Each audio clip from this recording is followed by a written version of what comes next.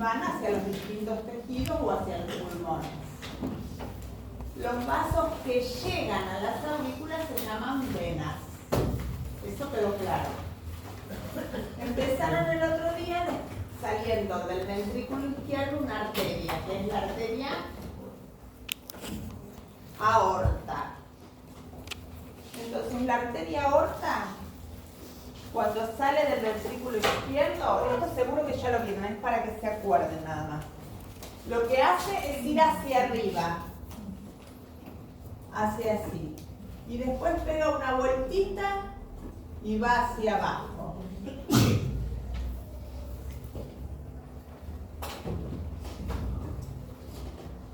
Esta vueltita que pega acá se llama callado de la aorta, pero no con el con Y, callado de la aorta.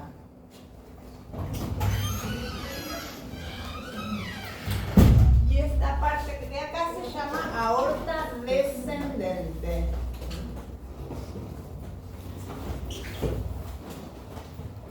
Bueno, aquí Todo, ¿qué repito? la parte media de callada de la aorta. La aorta sale del ventrículo izquierdo, va para arriba. El ventrículo izquierdo está en el corazón, estamos en el tórax, en el mediastino. Sube, pega una vueltita y baja. Esta vueltita se llama callado. Y esta parte, aorta descendente. Esta aorta descendente, todo esto está en el tórax. Y después desciende, atraviesa un músculo que se llama diafragma, que divide el tórax del abdomen. Y entra en el abdomen y baja, hasta que termina. De este callado nacen 3 ramas.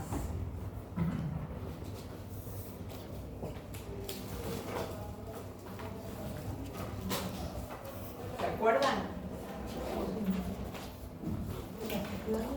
La primera,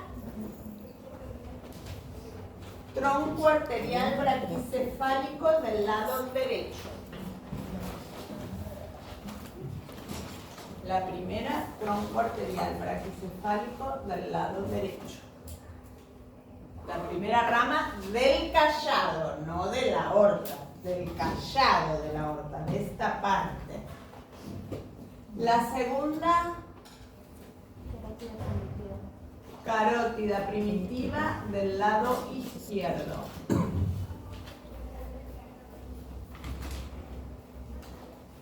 Y la tercera, sí, estoy escuchando que está bien. Subclavia, que va para el brazo, ¿no? Subclavia del lado izquierdo.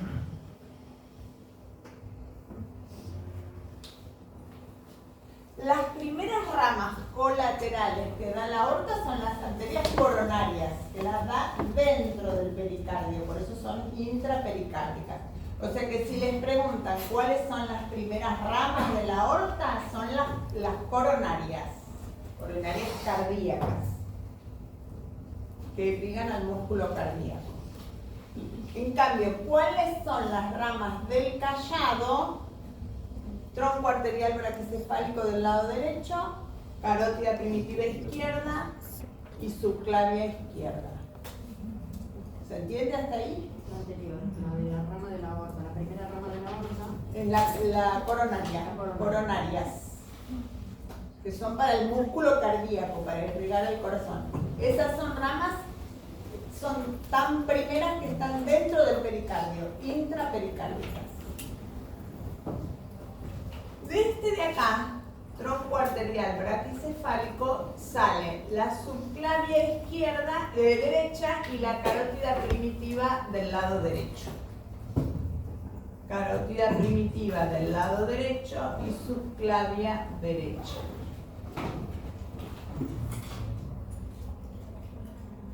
¿Puedes repetir eso? Sí. Del tronco arterial braquicefálico nacen carótida primitiva derecha, subclavia derecha.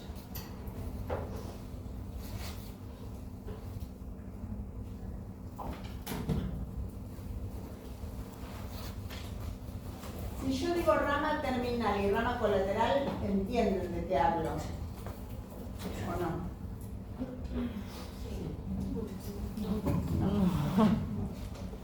Esto es para cualquier arteria.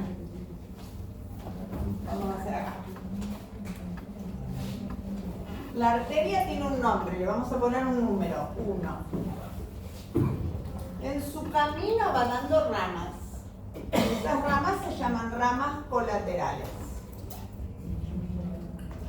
Una para acá, otra para acá. Puede dar un montón de ramas colaterales. Pero la arteria se sigue llamando 1. Cuando termina el recorrido, las ramas que da son ramas terminales. Ya no está más la arteria 1, ya son la arteria 2 y 3, que son ramas terminales de la 1. ¿Se entiende? La arteria A y B son ramas colaterales, porque la 1 sigue existiendo. En cambio las otras son terminales. Entonces, volvemos acá. Y podemos decir que el tronco arterial braquicefálico es rama colateral de la aorta. La carótida primitiva izquierda es rama colateral de la aorta. La subclavia izquierda es rama colateral de la aorta. Y sigue dando ramas, un montón, hasta que da 2 terminales. En cambio acá, la subclavia derecha y la carótida primitiva derecha son ramas terminales del tronco arterial braquicefálico del lado derecho. ¿Se entiende? Bueno. Ahora miremos acá. Acá tenemos la carótida primitiva izquierda que nace del callado. Hoy nos toca la carótida, por eso voy a la carótida. Vamos a empezar con las carótidas primitivas. Y vamos a decir el origen primero. La carótida primitiva izquierda se origina del callado de la aorta. En cambio, la derecha es rama terminal del tronco arterial braquicefálico. De manera tal que la izquierda es más larga que la derecha, porque nace más abajo.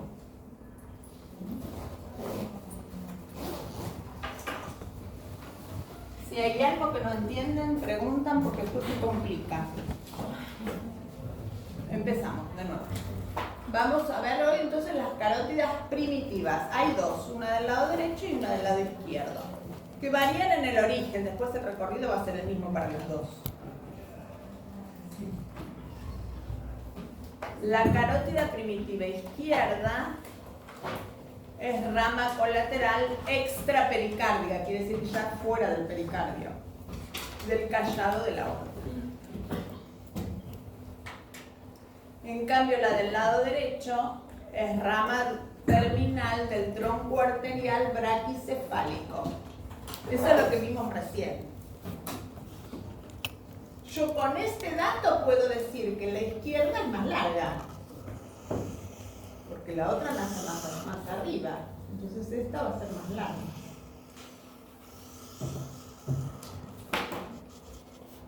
Porque las dos van a ir hacia arriba, hacia la cabeza.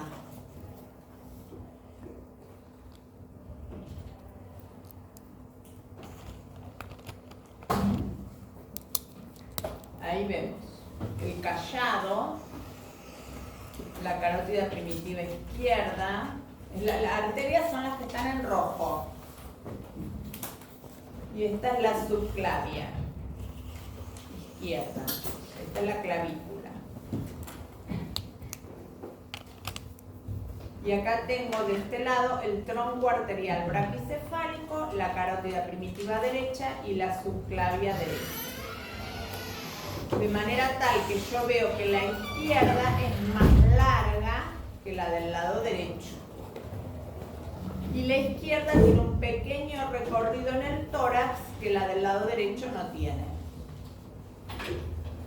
¿Por qué? Porque debajo del esternón y la clavícula es tórax y hacia arriba es cuello. La del lado derecho es estrictamente cervical.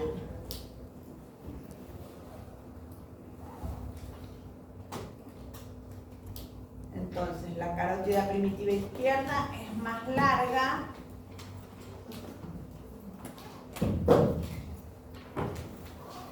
Tiene una porción en el tórax y otra cervical. Cervical quiere decir en el cuello. En cambio, la carótida primitiva derecha es estrictamente cervical, está ubicada en el cuello. Estos datos hay que saberlos, pues generalmente se preguntan.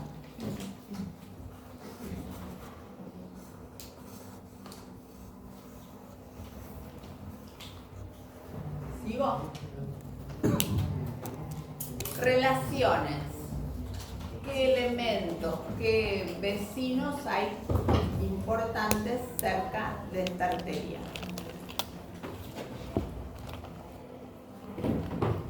Para decir las relaciones nos vamos a referir a la porción torácica y a la porción cervical. La porción torácica va a corresponder solo a la del lado izquierdo, en cambio la cervical a las dos.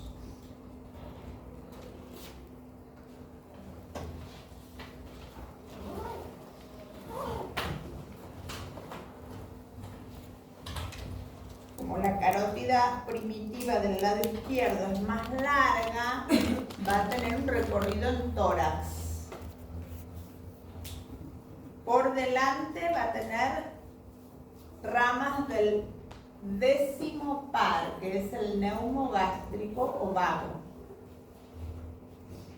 Una glándula que se llama timo. Un tronco venoso braquicefálico del lado izquierdo. Todo eso está por delante. Por detrás el plano prevertebral.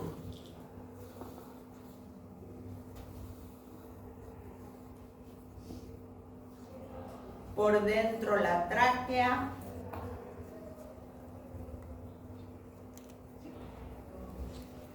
Y por fuera el nervio frénico, el nervio neumogástrico y la subclavia del lado izquierdo. Está al lado. Todo esto es en el tórax, es decir, debajo de la clavícula.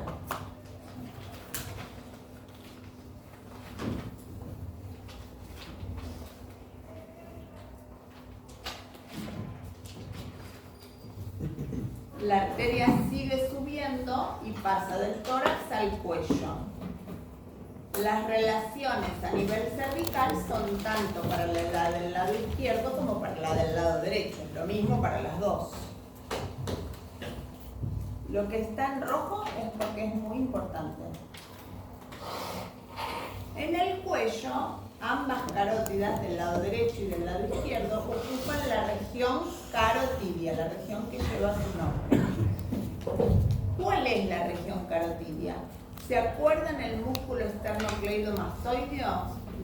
Bueno, donde está el músculo esternocleidomastoideo, esa es la región carotidia, que se llama región carotidia o esternocleidomastoidea.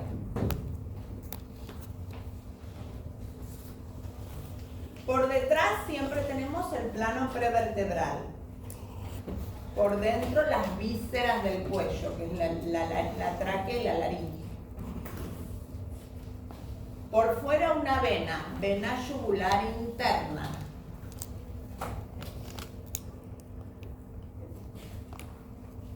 Y un músculo homoioideo. Por fuera y atrás un nervio neumogástrico o vago.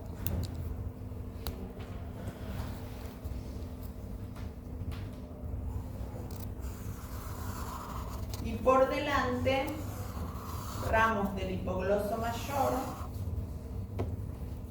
y la glándula tiroides.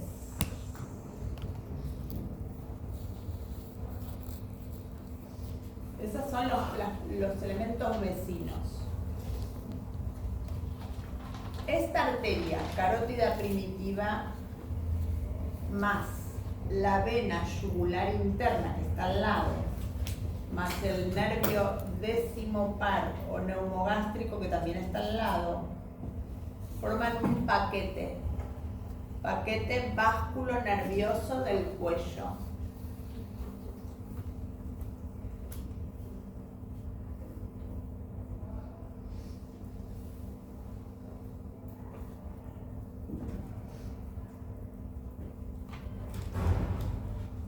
Estos tres elementos están envueltos por una vaina aponeurótica.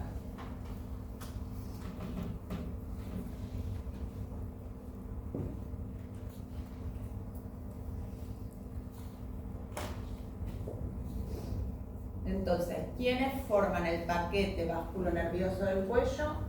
Arteria carótida primitiva, vena yugular interna y nervio neumogástrico o vago.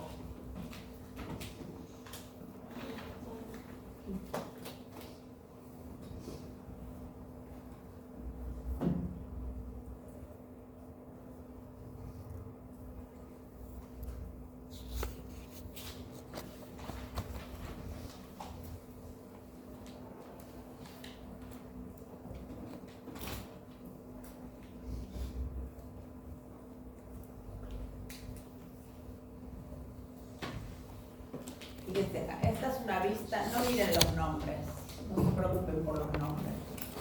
Esta es una vista lateral del cuello. Acá esto que se levantó es el músculo esternocleidomastoideo que estaría en esta dirección acá. Entonces, por dentro del esternocleidomastoideo yo veo una vena gruesa, yugular interna, y al ladito una arteria roja, carótida primitiva.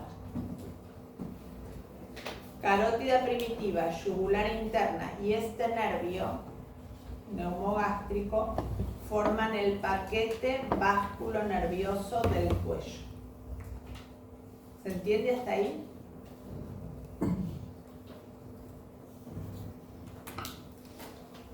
Entonces, ¿dónde termina el recorrido?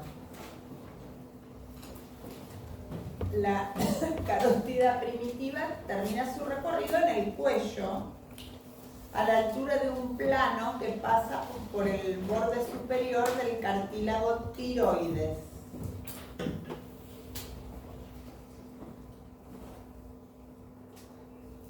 Ese plano está aproximadamente 3 centímetros por debajo del gonion, que ustedes ya conocen.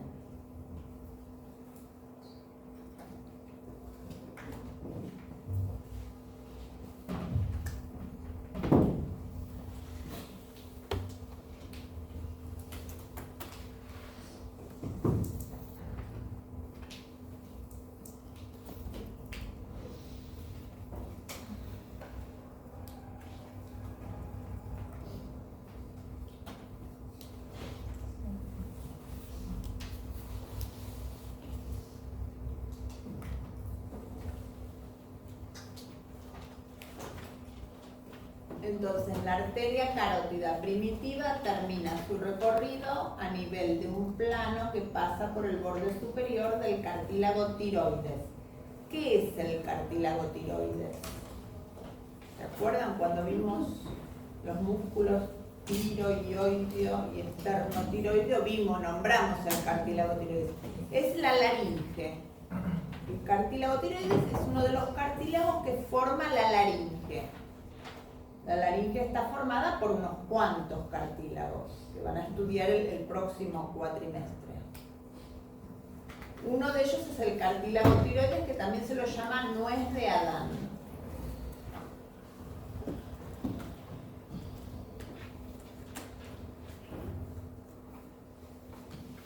¿Esto anotaron? Sí. Ahora vamos a mirar acá lo que ya anotamos.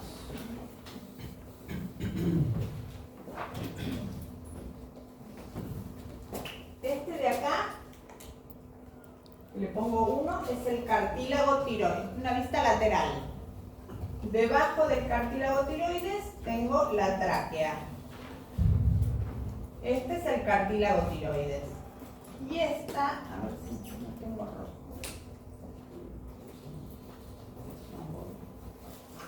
No la quiero hacer en azul para que no parezca vena. Acá tengo la carótida primitiva, que viene subiendo por el cuello. Cuando llega a esta altura, se divide en dos ramas terminales. Cuando llega a nivel de un plano que pasa por el borde superior del cartílago tiroides, es lo que anotaron recién. Esta arteria, que es la carótida primitiva, se divide en dos ramas terminales: carótida externa y carótida interna.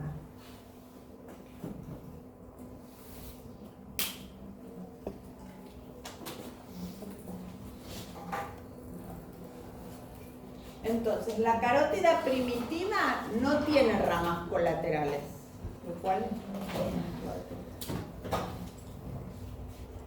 para estudiar es menos, ¿sabes? No tiene ramas colaterales, pero sí tiene dos ramas terminales, la carótida externa y la carótida interna.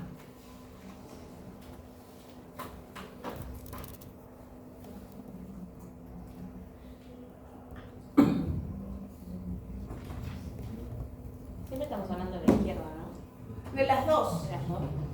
Hacé la pregunta bien fuerte, Siempre está para que les sirva a todos. Ella me pregunta, ¿estamos hablando siempre de la izquierda? No, estamos hablando de las dos, porque la única diferencia entre la derecha y la izquierda es el comienzo. Cuando comienza la izquierda, comienza en el tórax, pero una vez que llegan al cuello ya es lo mismo para las dos. Ya se le dice carótida primitiva, o sea, no se diferencia. Claro, claro. Tenés una de un lado y otra del otro, por supuesto, pero para estudiar, como son iguales, no vamos a estudiar Claro, la sí, derecha y la claro. izquierda. Solo el principio, que es lo que las diferencia. Después son iguales el recorrido. La diferencia es el origen. El origen, y que la izquierda, como nace antes, tiene un pequeño recorrido en tórax, que por eso anotaron relaciones en tórax. Después, en la nivel del cuello, son las dos iguales. ¿Podría repetir lo que dijo? ¿No tiene ramas terminales o ramas colaterales? La carótida primitiva no tiene colaterales. Terminales sí. Carótida externa y carótida interna. Seguimos. Ahí está. Para que no se olviden.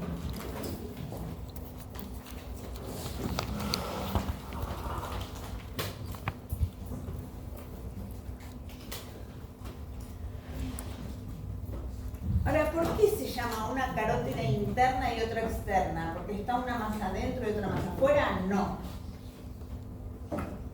La interna se llama interna porque va a endocráneo, no porque esté por dentro de la otra.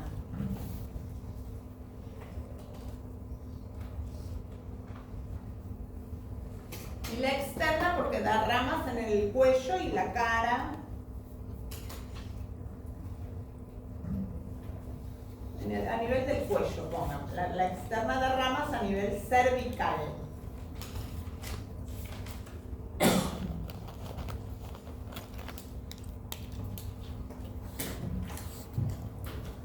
Esa es la diferencia entre una y otra.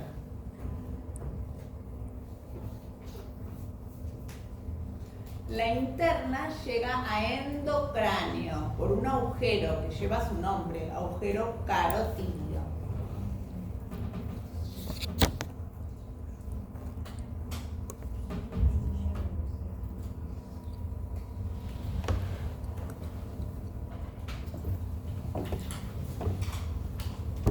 Dijimos entonces que la arteria carótida, del lado izquierdo, nace del callado de la aorta, la del lado derecho nace un poco más arriba del tronco arterial braquicefálico. Las dos suben por el cuello, tienen el mismo recorrido, las mismas relaciones. El lugar donde termina es a nivel de la altura de un plano que pasa por el borde superior del cartílago tiroides. Ahí aparecen las dos ramas terminales, carótida externa e interna. En ese lugar donde la carótida primitiva se divide en externa e interna, eso se llama bifurcación de las carótidas.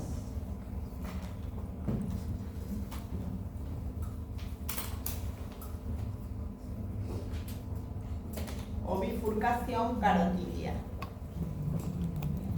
Para encontrar ese lugar,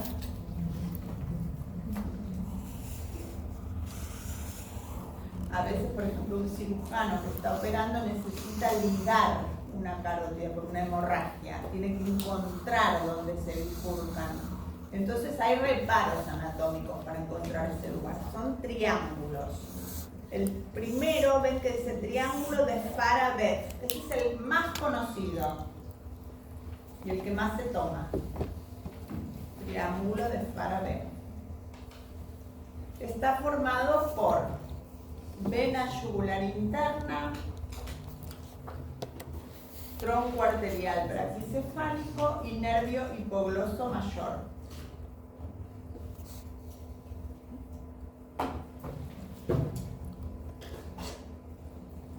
Vena yugular interna, tronco arterial braquicefálico e hipogloso mayor.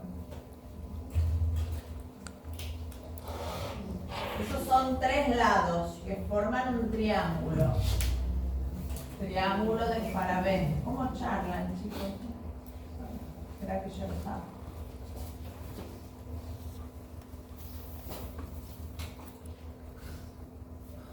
Yugular interna, tronco arterial braquicefálico, tronco tirolingofaringofacial, tronco tirolingofaringofacial que llega a la yugular interna y acá un nervio hipogloso mayor. Esto forma un triángulo de Farabeuf. Lo repito porque me había equivocado en el tronco. Triángulo de Farabeuf está formado por un triángulo, tres lados. Un lado es la vena yugular interna. Otro lado es el tronco tirolingofaringofacial. Es una vena también. Ahí vamos. Y un nervio hipogloso mayor. En el medio de ese triángulo es donde se bifurcan las carótidas, en externa e interna. ¿Quién es el de Farabeuf? En todos. No. Este es el más chiquitito. Después tenemos otro triángulo, que es para lo mismo, sirve para lo mismo, para investigar la bifurcación de las carótidas. Está formado por las mismas venas, vena yugular interna y tronco tirolingofaringofacial. Tirolingofaringofacial. Pero acá sacamos al hipogloso mayor y ponemos un músculo, vientre posterior del digástrico. Este es un poquito más grande. Y el último triángulo, que es el triángulo carotidio, está formado solo por músculos. Borde anterior del esternocleidomastoideo, omoioideo y vientre posterior del digástrico.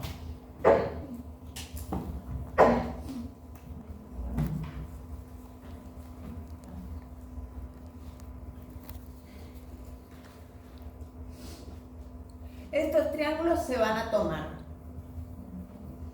¿Cómo se van a tomar? Puede tomarse. ¿Para qué sirve el triángulo?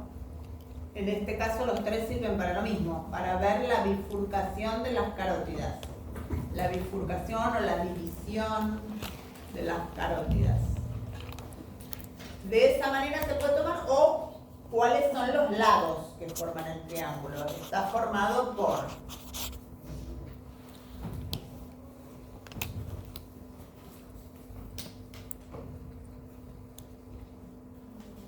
Acá solo vamos a ver los triángulos.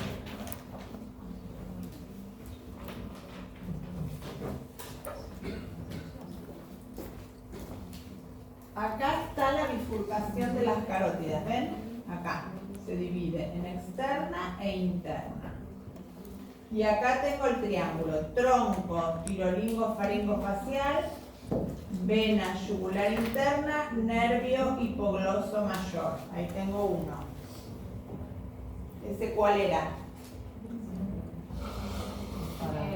Para ver. Saqué. Vena yugular interna, tronco, tirolingo faringofacial y nervio hipogloso mayor, que es el que hace así. Ese es uno. Ahora vamos con el otro. El otro es vena yugular interna, tronco, tirolingo faringofacial, vientre posterior del digástrico. Este es el de Morastein. Vamos con el último. Es todo muscular. Acá se sacó el esternocleidomastoideo porque si no, no puedo ver esto. Lo que está en línea de puntos, borde anterior del esternocleidomastoideo, omoioideo y vientre posterior del digástrico. Ese es el carotidio.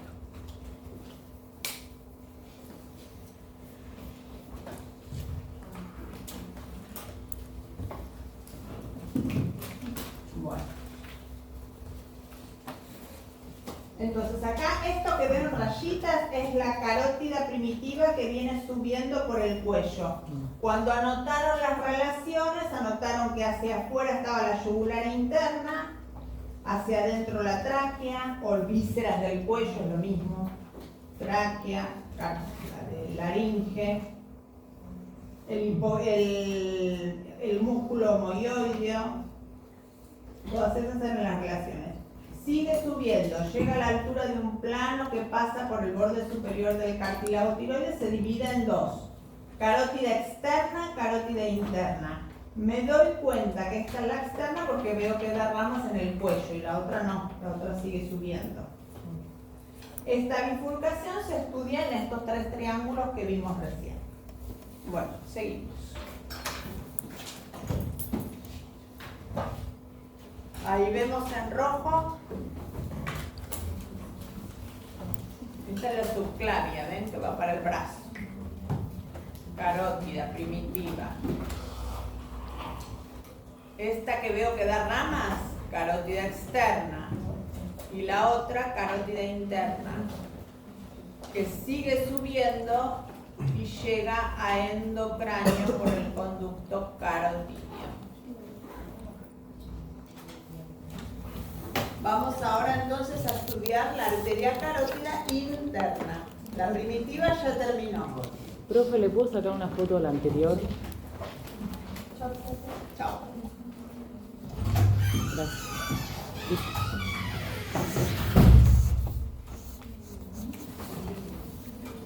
La primitiva terminó. Ahora vamos con la carótida interna.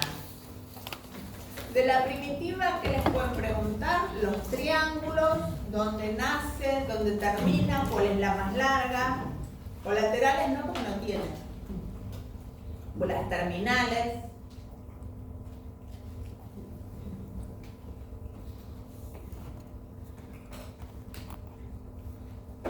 ¿Te puedo pedir la foto anterior a esa?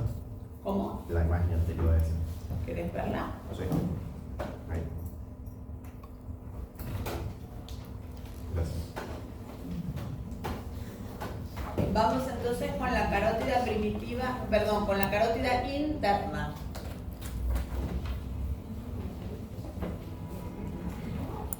Cuando hablamos de una arteria, lo primero que decimos de quién es rama. La carótida interna es rama terminal de la carótida primitiva. Eso ya lo saben. Después tengo que decir dónde nace. Nace a la altura de un plano que pasa por el borde superior del cartílago tiroides.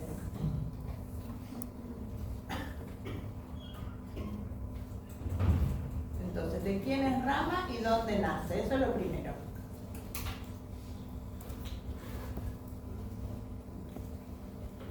Y después el recorrido, es decir, el camino que hace.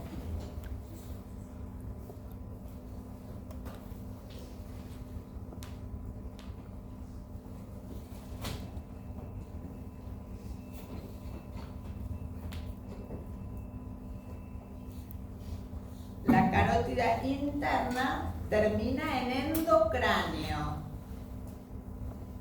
por encima de la apófisis clinoides anterior. Esa sí la conocen. Al ladito de la silla turca.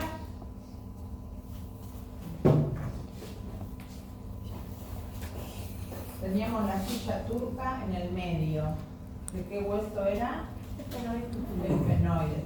Y acá, apófisis clinoides anterior, que sale en medio del ala menor. Apófisis. A esta altura termina la carótida interna.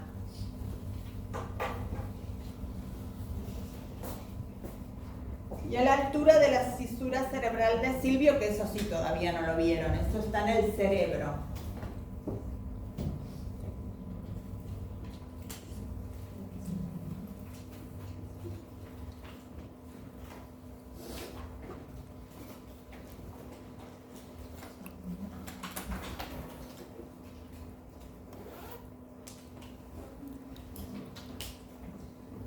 Entonces acá tenemos dónde nace y dónde termina.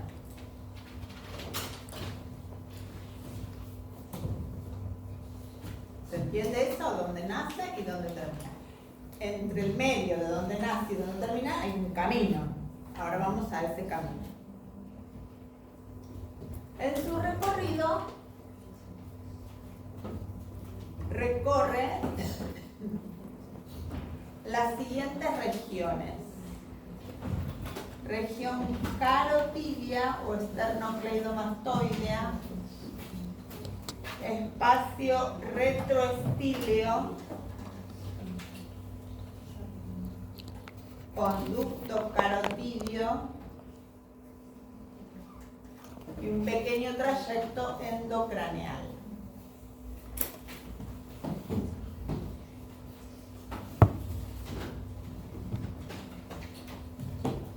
Donde dice región carotidia, ahí está ubicada por dentro del esternocleidomastoideo. Es profunda con respecto al esternocleidomastoideo. Y va acompañada siempre de la vena yugular interna. Y de un nervio neumogástrico, o vago, o decimovago. Eso es en la región carotidia. Sube, sube, sube y pasa al espacio retroestíleo. ¿Se acuerdan la apófisis estiloides? El espacio retroestíleo es el espacio que está por detrás de la apófisis estiloides.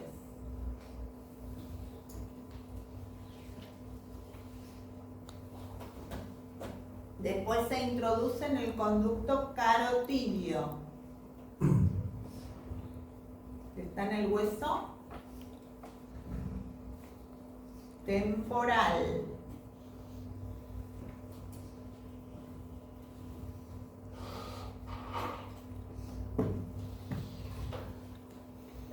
Y después llega a endocráneo. Ese conducto carotidio no es recto, sino que tiene forma de S, una S itálica, una S como estirada. Eso hace que la arteria pierda pulso y llegue a la irrigación en el cerebro sea constante. Una vez que llega a endocráneo, penetra en el seno cavernoso.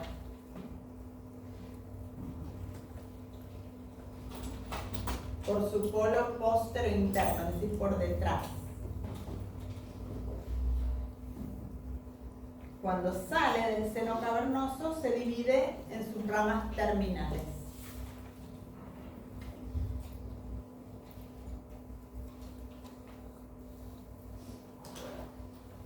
Entonces, vamos de nuevo. Sube primero por el cuello, por la región carotidia o esternocleidomastoidea. Esto es por dentro del esternocleidomastoidea. La arteria es profunda. Hay que sacar el músculo para verla. Siempre va acompañada de la yugular interna, que es una vena, y de un nervio neumogástrico.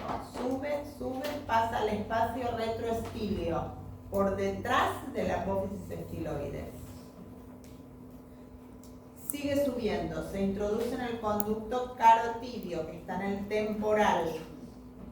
Tiene una forma de S itálica y llega a endocráneo, a la altura del agujero rasgado anterior, llega a endocráneo. Una vez que llega a endocráneo, se introduce en el polo posterior de un seno cavernoso. Seno cavernoso es una vena. Es una estructura venosa, no digamos que es una vena porque está mal. Es una estructura venosa, como si fuera una vena. Se introduce dentro, lo recorre y sale por adelante. Cuando sale, da las ramas terminales.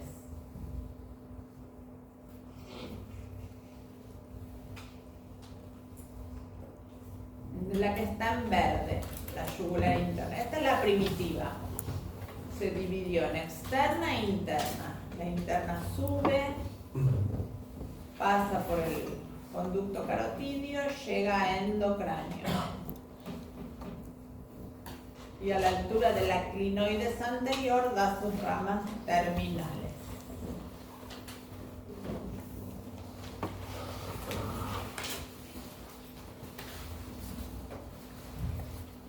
En todo ese recorrido da algunas ramas, que se llaman ramas colaterales.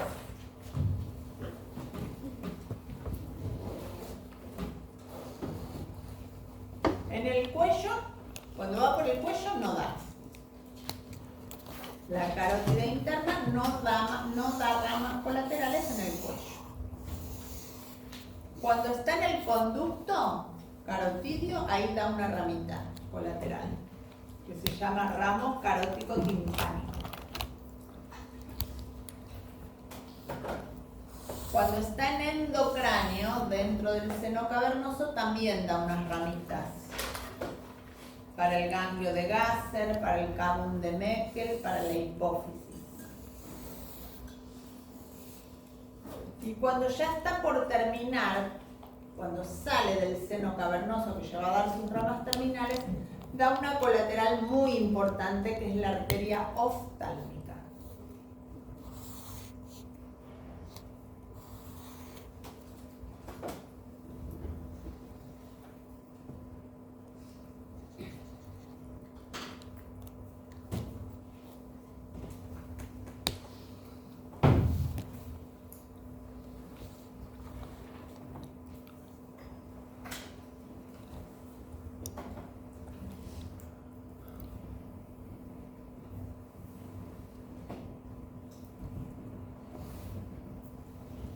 Estamos viendo las ramas colaterales de la carótida interna.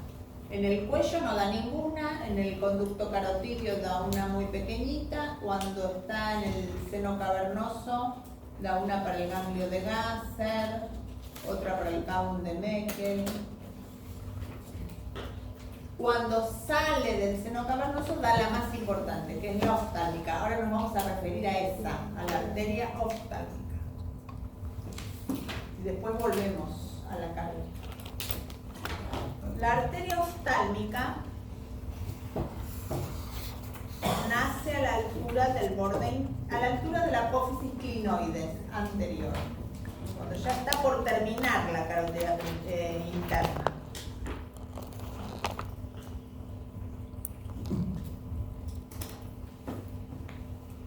Y pasa a la órbita a través de un agujero o conducto óptico,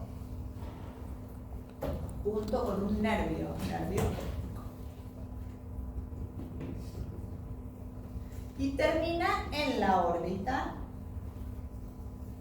a la altura de la polea de reflexión de un músculo oblicuo mayor.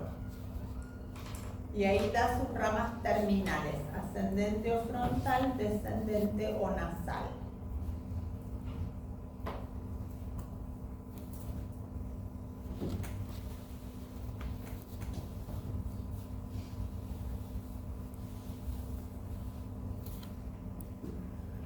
¿Esto se entiende? Sí. ¿Qué repito? ¿Dónde Todo. termina? La arteria oftálmica termina en la órbita, a la altura ven que dice polea de reflexión, eso quiere decir donde da vuelta el músculo. ¿Qué músculo? El oblicuo mayor del ojo. En la polea de reflexión del oblicuo mayor del ojo, donde damos como una vueltita. Y ahí da sus dos ramas terminales, una que va para arriba, ascendente o frontal, otra que va para abajo, descendente o nasal.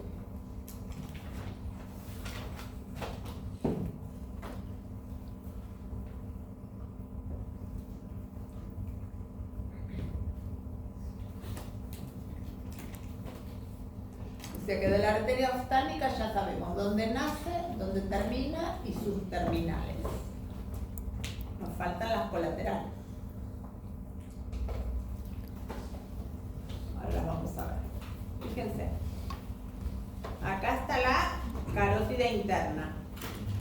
Y acá da, esta es la rama oftálmica que pasa por el conducto óptico a la órbita.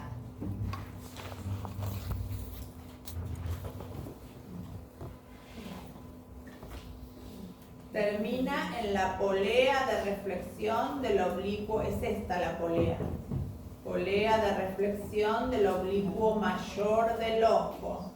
Y ahí están sus dos ramas terminales. Una frontal, otra nasal.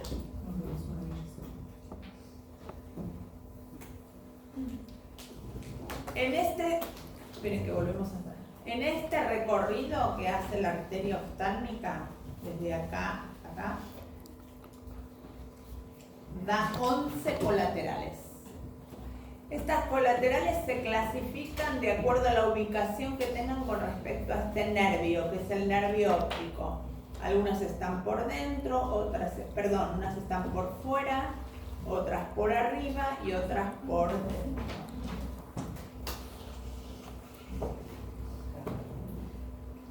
De estas que tienen que saber, nombrarlas. Por fuera del nervio óptico, arteria lagrimal, esta es la glándula lagrimal y esta es la arteria lagrimal.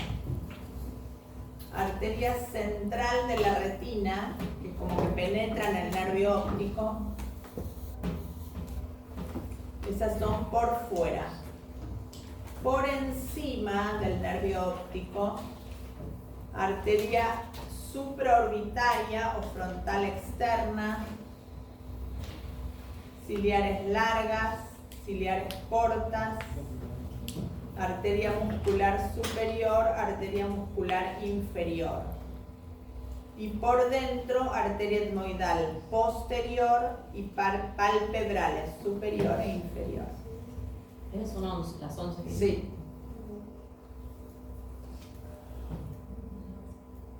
En este caso solo hay que saber nombrarlas. Después cuando vean la externa, en la carótida externa, que es la que van a ver la clase que viene, ahí hay que ya saber el recorrido de cada una.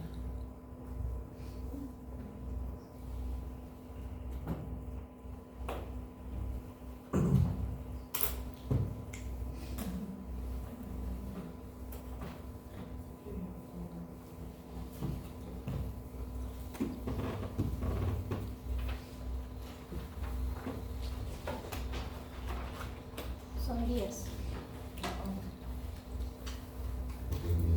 Hay 10.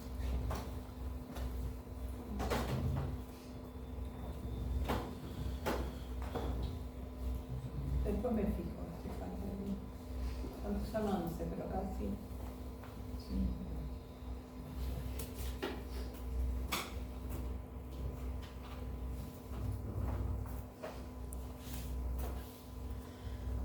Me fijo y les digo la próxima.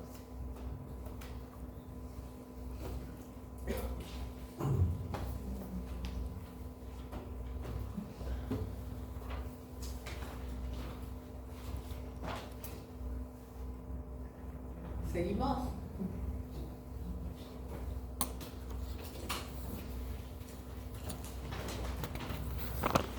Acá volvemos a ver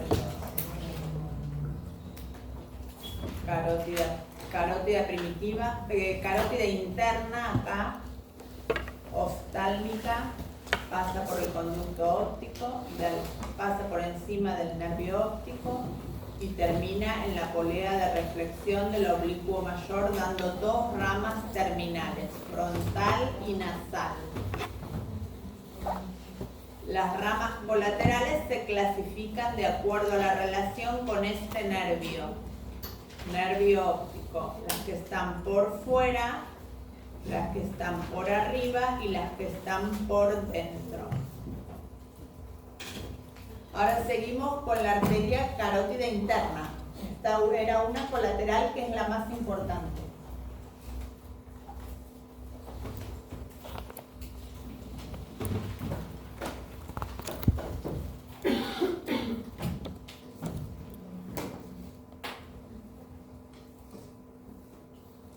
Estas ya las habíamos nombrado, las ramas terminales a la altura de la polea de reflexión del oblicuo mayor, da una que va hacia arriba, frontal, otra que va hacia abajo, nasal.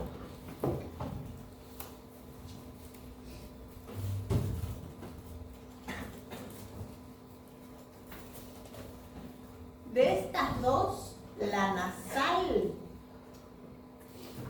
se anastomosa, quiere decir se une con la arteria angular, que es rama de la facial. Esto todavía no entienden nada, pero la clase que viene se les va a aclarar. Van a ver la arteria facial, acuérdense de esto, que la que se une con la arteria facial es la nasal, rama de la oftálmica.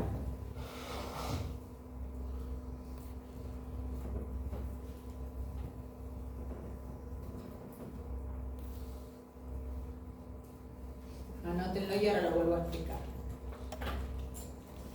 Fíjense que dice que la rama nasal, que es una de las dos terminales, la que va para abajo, se anastomosa, eso quiere decir que se une con la arteria angular, rama terminal de la arteria facial. Pero ustedes la clase que viene van a ver la carótida externa. Van a ver las ramas de la carótida externa. Una es la facial. Y la rama terminal de la facial es la angular. O sea, la carótida externa y la interna se unen en algunos puntos. Uno es este, la angular con la nasal.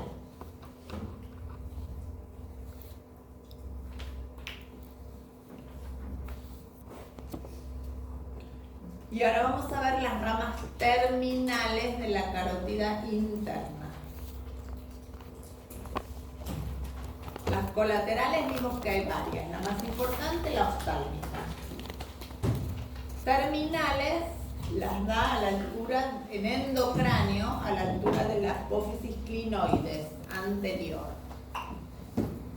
Y son la cerebral anterior, cerebral media, comunicante posterior y arteria coroidea. Esas son las terminales.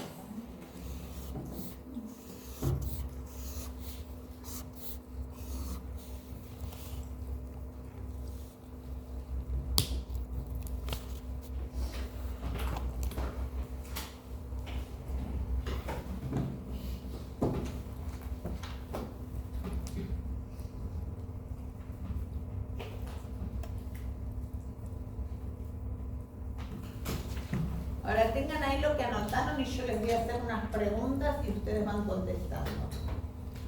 ¿Cuáles son las ramas terminales de la carótida primitiva? Carótida interna y externa. Carótida interna, carótida externa. ¿Vamos bien? Después vimos la carótida interna.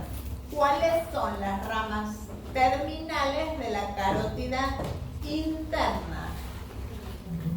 El cerebral, el anterior, cerebral media, comunicante, Muy bien. Nombre la colateral más importante de la carótida interna. Bien. ¿Cuáles son las ramas terminales de la oftálmica? La frontal y la nasal. Perfecto. ¿Cuál de las dos terminales se une con la carótida externa? La nasal.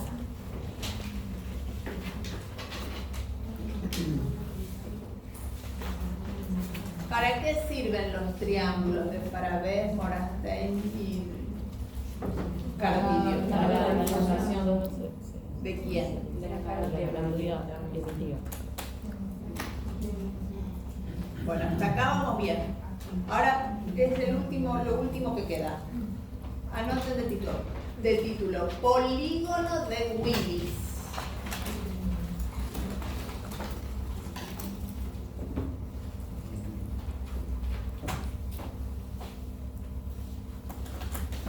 Ahora les dejo copiar esto, pero miren acá. Esta es la carótida interna. Acá estaría la silla turca, acá en el medio. Esta es la carótida interna, que da sus ramas terminales. Y acá viene otra arteria que no vimos todavía, ni vamos a ver, que es la arteria basilar, que está, ¿se acuerdan la apófisis basilar del occipital? Bueno, ahí viene apoyada esta arteria basilar o tronco basilar.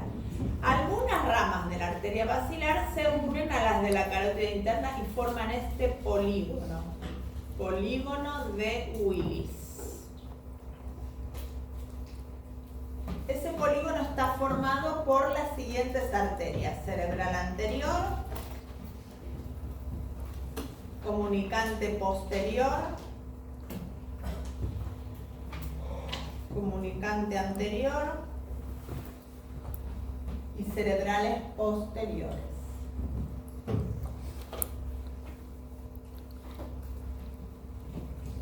Acá lo que les dice es las arterias que forman el polígono. Lo que no se tienen que confundir, porque a veces esto se pregunta, ¿qué arterias forman el polígono? Son estas. ¿Cuáles son las ramas terminales de la carótida interna? Son las que anotaron antes, que algunas van a estar acá repetidas, pero no todas.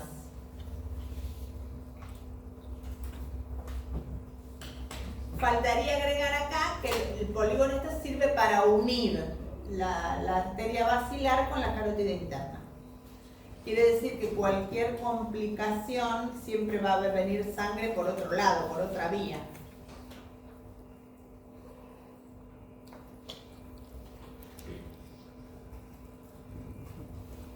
Profe, ¿podés repetir lo que faltaría? ¿Para qué sirve esto? Sí. Es la unión de las ramas entre dos arterias, la carótida interna y el tronco o arteria basilar.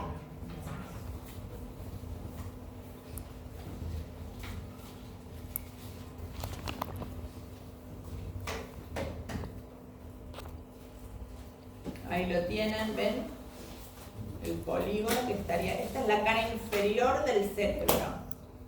Este que está acá es el cerebelo. Y acá está el polígono de Willis, que es importante para la irrigación del cerebro.